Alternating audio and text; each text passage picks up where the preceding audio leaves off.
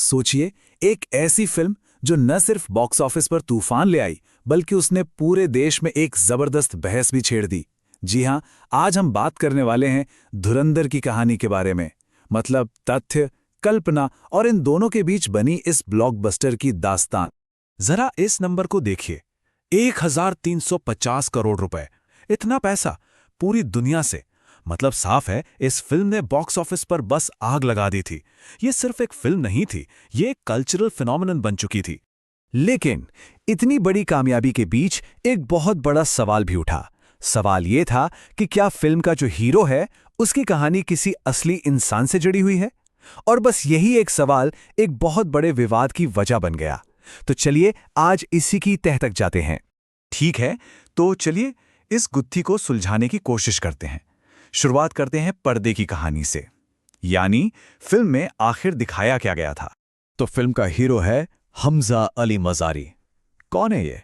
ये एक Indian intelligence agent है जो अंडरकवर काम करता है, और उसका मिशन बहुत ही ज्यादा खतरनाक।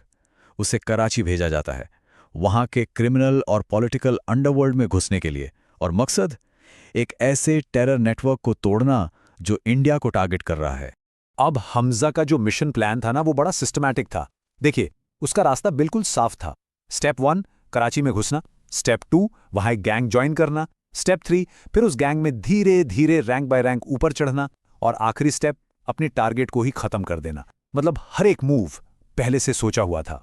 तो ये तो हुई फिल्म की बात। अब आते हैं पर्दे से बाहर, असली दुनिया में, और मिलते हैं उस असली सैनिक से जिनके इर्द गिर्द ये पूरा विवाद खड़ा हुआ है। किसी मकसद के लिए मरना बिना किसी मकसद के जीने से बेहतर है। ये लाइनें, ये सोच थी मेजर मोहित शर्मा की। उनका पर्सनल मोटो था ये। सिर्फ इस एक लाइन से ही उनके किरदार, उनकी हिम्मत और देश के लिए उनके जज्बे का अंदाजा लगाया जा सकता है। मेजर मोहित शर्मा का मिलिट्री करियर देखें तो वो सच में काफी असाधारण था। देखिए, 1995 में इंजीनियरिंग की पढ़ाई छोड़कर वो नेशनल डिफेंस एकेडमी चले गए। एक बहुत बड़ा फैसला था ये।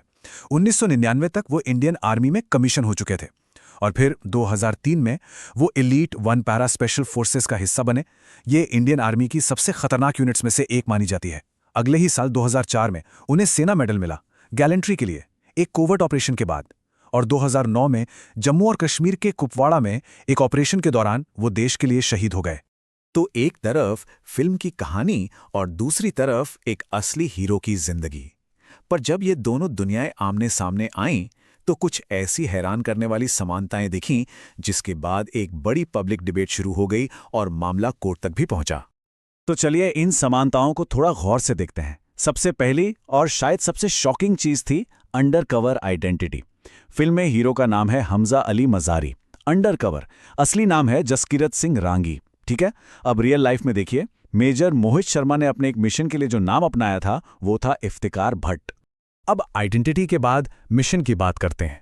फिल्म का हीरो कहां जाता है? पाकिस्तान के कराची में क्रिमिनल गैंग्स के बीच।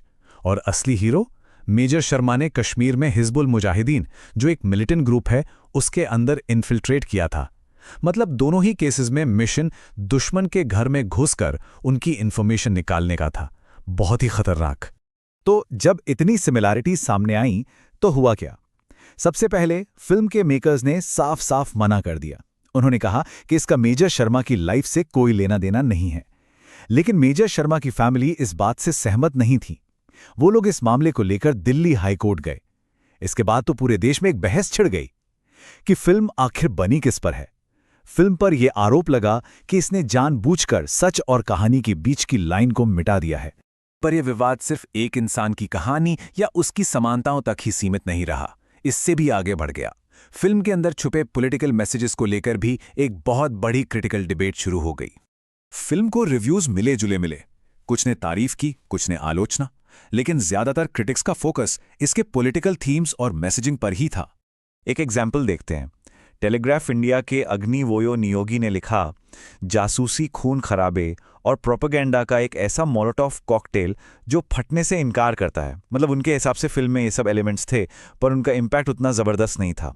एक और क्रिटिक मिंट के उदय भाटिया ने तो इससे भी ज्यादा साफ शब्दों में लिखा, एक आक्रामक भारत की सेवा में प्रोपेगेंडा जो सत्तारूढ़ भाजपा नेतृत्व की चापलूसी करने के लिए डिजाइन किया गया है। लेकिन जैसा मैंने कहा, सबकी राय एक जैसी नहीं थी। इसका एक दूसरा पहलू भी था। द वॉल स्ट्रीट जर्नल के सदानंद धूमे ने इसकी तारीफ की।